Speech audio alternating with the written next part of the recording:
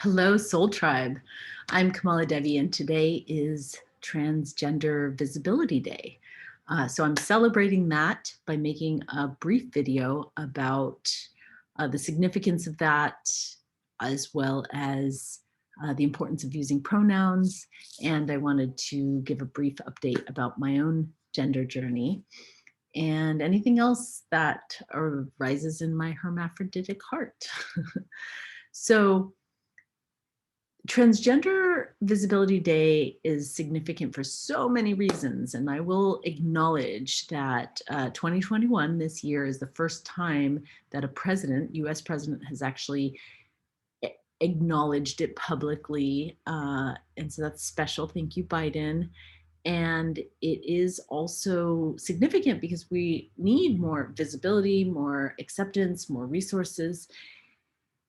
And part of its point is to look at who are the activists. Let's celebrate their hard work, who's in media doing the visibility piece, or transgender artists. And it's also a complement or contrast to, like, today we celebrate the trans movement, and in the past we've had Trans Remembrance Day, and we still do. It comes up in November, but we started off with, like, let's hold vigils and memorials for the trans lives that are lost to systematic transphobia. You know, there is always horrible suicide rates and murder and abuse and rape, and even the medical neglect and the medical like inability to address trans needs. I mean, it's really horrifying, and there's still a lot to mourn. So I wanted to contrast that even though today is a day of celebration, there is a lot of, like, it's a bittersweet moment when we look at the life and the challenges and the struggles that are faced by anybody who is in the non-binary or non-gender conforming identity or expression. And I wanted to make a few distinctions because we often hear, like, transgender and non-binary, and there's lots of different labels and titles, and I personally identify as gender transcendent, not non-binary, because non-binary often talks about, like, not feeling masculine, or, you know, not feeling like you're a man or a woman, or not identifying with the masculine or the feminine binary. And I'm, like, deeply embracing that there is a massive, like, there is a binary, and loving the deep masculine, loving the deep feminine.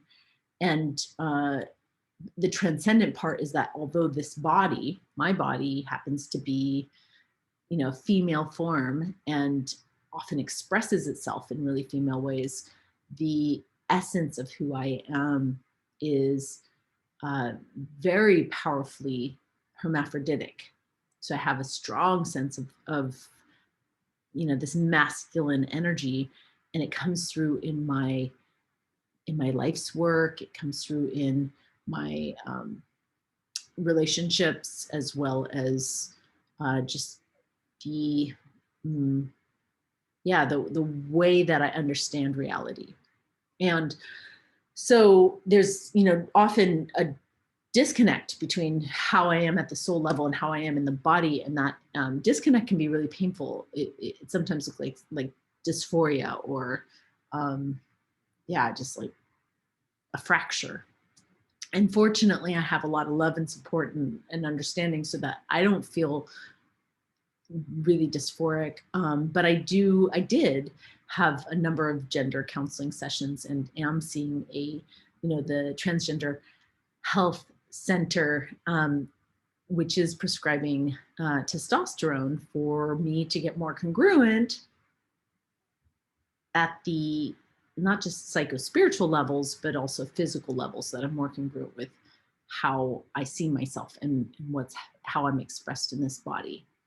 So that's probably the most vulnerable thing I have to share, is a little bit about my own process.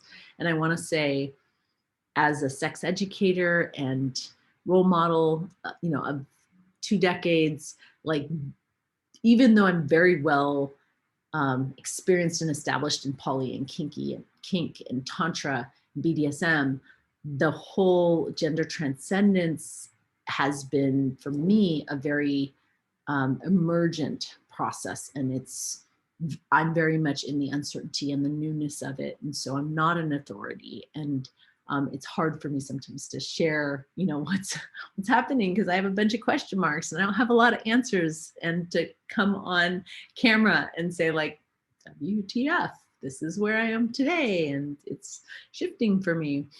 But I do want, because it's, Trans Visibility Day, I want to be visible and to share with you that I am resuming testosterone after 3 months of a pause. I took some time off after 3 months of an experiment to check in with, like, where's my center, where's my come from.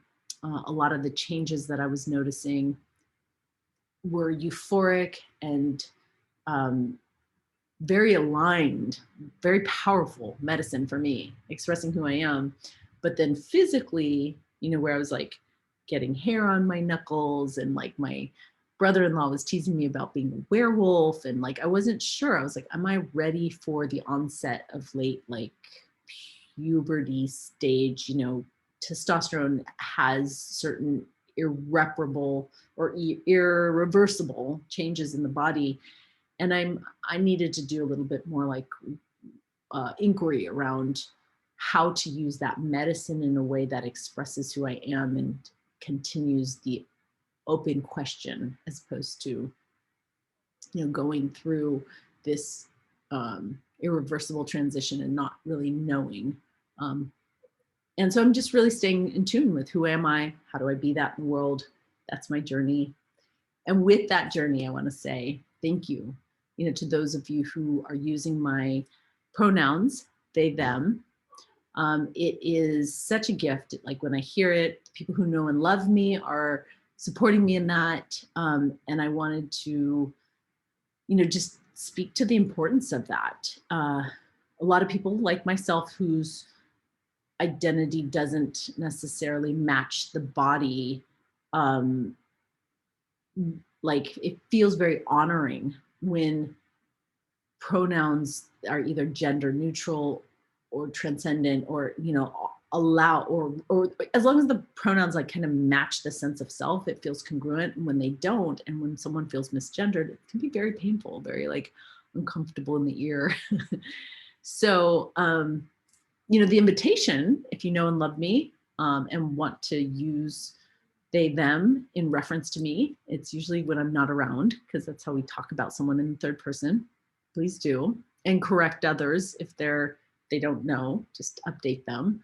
But the other invitation is for you to look at what your pronouns are, regardless of your gender, regardless of your, whether you're cisgender or transgender, but introducing yourself. Like, if you're in a male body and you say, I use the pronouns, he, him, that's giving permission for anybody in the space to say, oh, these are my pronouns, and they match or don't match what my body is. And it's like saying, this is a sex positive space. This is a place where we honor that your sense of your gender is not going to be ascribed onto you, and you're not going to be put into a box, and you're not going to be, like, judged as either or.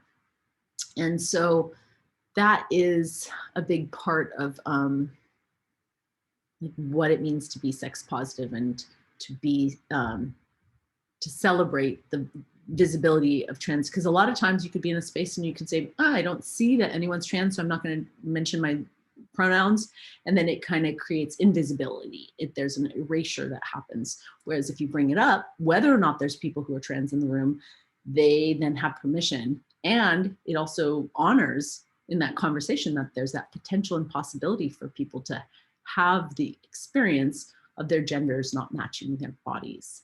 And that's a very, important reality that we want to give space for more and more in sex positive rooms, as well as in the media, as well as, in our lives and in our work.